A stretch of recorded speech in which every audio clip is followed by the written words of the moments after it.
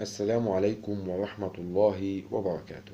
أعزائي المشاهدين، أرجو من الله أن تكونوا جميعا في أتم صحة وعافية. لو بتشوفوا القناة لأول مرة ما تنسوش الاشتراك في القناة، وده عن طريق الضغط على زر الاشتراك الأحمر.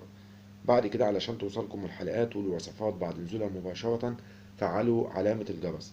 لو عجبتكم الحلقة دعما للقناة اعملوا لايك أسفل الفيديو. لو حابين تفيدوا غيركم اعملوا شير للحلقة علشان الكل يستفيد.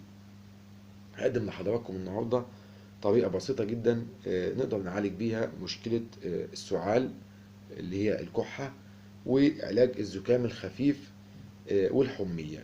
الطريقة بسيطة جدا يا جماعة، نستخدم بيها مكون بسيط جدا موجود في جميع المنازل. قبل ما نقدم لحضراتكم الطريقة حابين نقول إنه لا يعتد بالمعلومات اللي هنقدمها في الحلقة كمرجع طبي. في حالة القلق منها المرجو من حضراتكم دائما وأبدا استشارة الطبيب. المكون اللي هنستخدمه النهارده في حلقتنا هو نخالة القمح أو الردة. عشان نعمل وصفتنا يا جماعة هناخد مقدار ملعقة صغيرة من النخالة، نبدأ نضيفها على كوب من المياه، هنغليها على النار لمدة 10 دقايق، وبعد كده نبدأ إن احنا نرفع الخليط من على النار. هيبقى بالمنظر دوت يا جماعة، وهنبدأ إن احنا نستعمله بمعدل كوب واحد في اليوم. طبعا هنسيبه لحد ما يبرد ونبدأ ان احنا نشربه. ان شاء الله بالاعتماد على الوصفة ديت هنتخلص من الزكام والسعال والحميات. حابين نقول لحضراتكم ان نخالة القمح لها فوائد عظيمة جدا يا جماعة.